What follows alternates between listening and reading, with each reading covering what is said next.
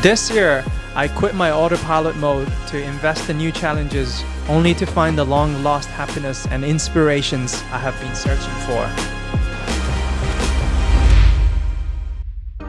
I started my year working and traveling across Kyushu in Japan with my girlfriend Jess.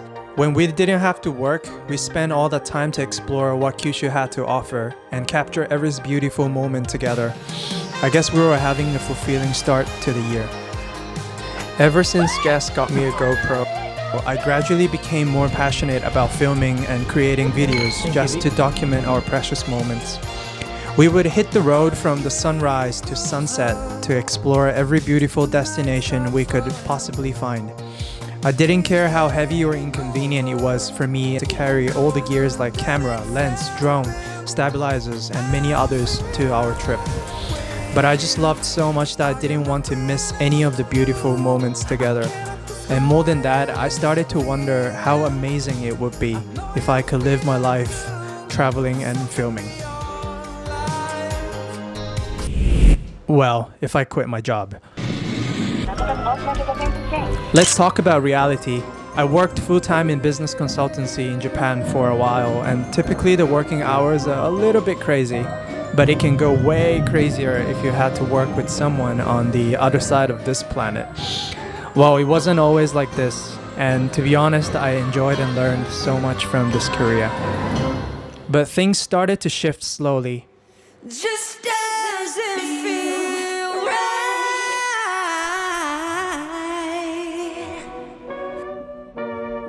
With the new normal through transitioning COVID-19 variants, I spend most of my time working from home.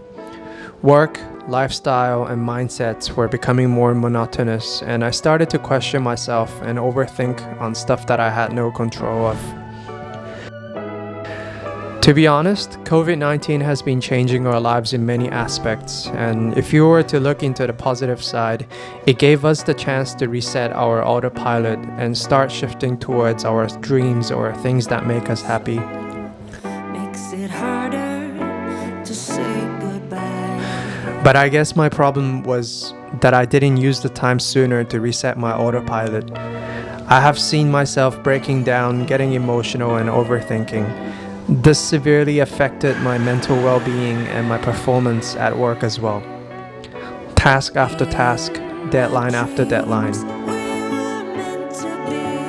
I pushed myself harder each time, but the more I tried, the more I failed.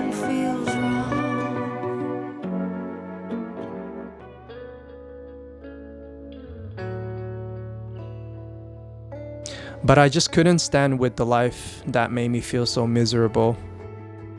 I felt like I need to travel again and start experiencing something new in life to reset my autopilot mindset.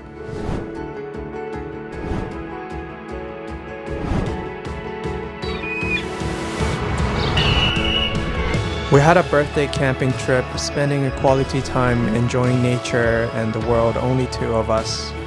We spent some time with another couple friends with their cutest family member to learn their lifestyle.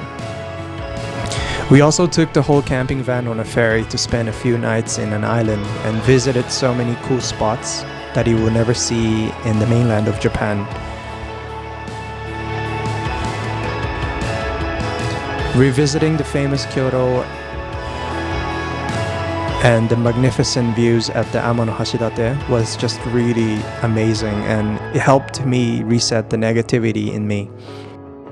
Immersing ourselves into the nature and the new discovery were always great, but I felt like I was not talking to myself enough to understand who I am and who I wanted to be. And more importantly, I feel like I was only escaping from the reality and not identifying my true innate wisdom that had been trying to reach out to me. So after some amazing time with Jess and her friends, I decided to go on a solo trip to Wakayama, where I call it the home I have never visited by myself.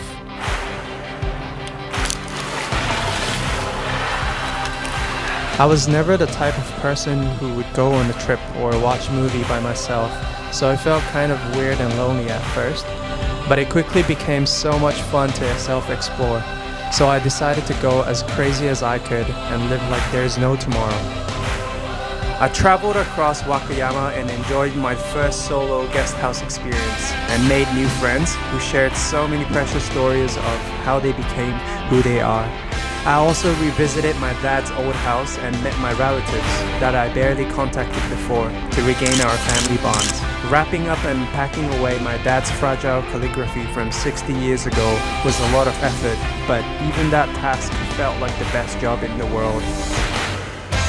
I hit the road and tried to spend the night in the car, which I failed to sleep, so I just started driving at 3 a.m. to catch the sunrise.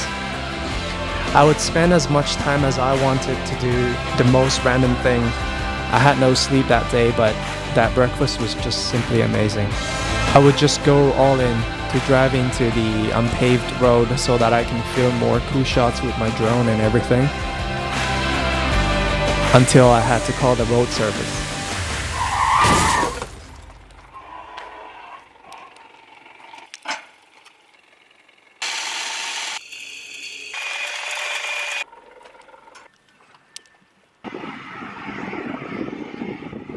Yep, I went all in to explore with my car as well. Just like that, my rental car stuck in the mud was rescued, and let's just assume that I paid 30,000 yen to film that footage. But I guess it's all worth it, because all I had was the power of internet and golf club, which I have no idea why I brought this to the trip. After an hour of energy draining exercise in the melting afternoon with lack of sleep from previous night, my obvious choice was to call the service so that I could hit the road again. You might ask, why so stupid and waste that money? But I didn't regret the choice I made to drive into that road, because I was exploring at my fullest potential and regret was the last thing I wanted. Eventually, I didn't get the footage I hoped for, but if I chose not to go, then when would I have gotten my second chance, right?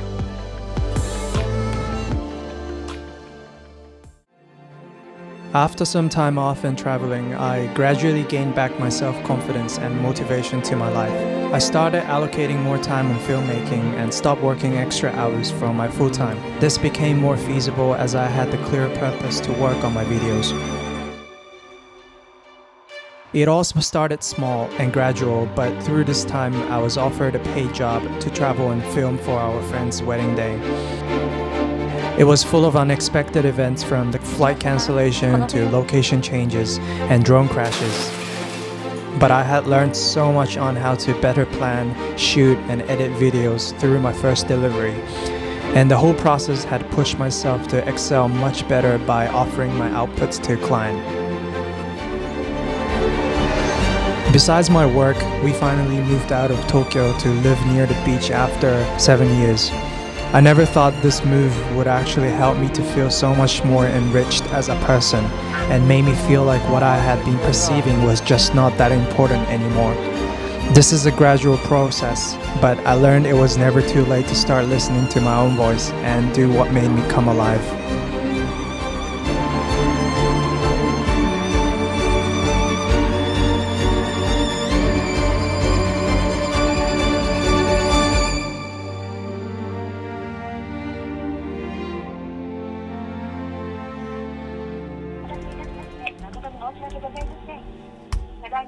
At this very end of 2021, my last big decision was to fly back to Hong Kong to visit my family and friends, given the 21 days of quarantine in a 120 square feet hotel room for two of us, which is definitely not easy, but I decided to use the time to reflect my year and edit this video.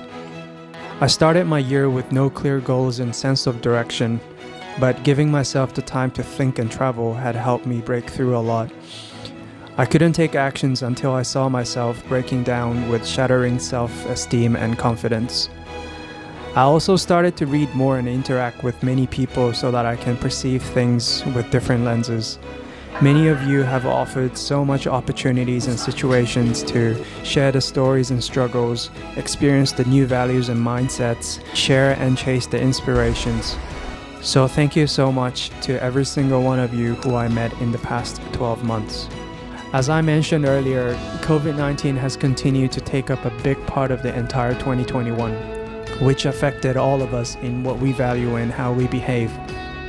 Change and adaptation are the new normal for us now, and you are the only person who can change the situation, no matter how young or how old you are, because nobody should decide what is right or wrong about your life.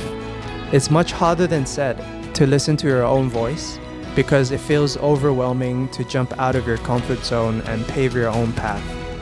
I learned that it's not easy to distinguish your own voice from other voices of what we call the social norm. But it's okay to face the reality, and that is just one step ahead towards your brighter future. This year, I learned that the only way to hear your innate wisdom is not to ask what the world needs and feel incapable about yourself, but instead, jump into the new experiences and ask what each of your new experience tells about yourself. 2021 has been truly blessing. I am thankful for who I became today, and I am also aware of those who had to go through a year of tragedy and inconsolability. But what we have in common is that we cannot change the 2021 anymore. Instead, we can reflect on our journey and start taking every small step from today to improve our lives towards the better future we deserve. Thank you, 2021, and everyone who I encountered this year. I cannot wait to hear the one and only story from you next.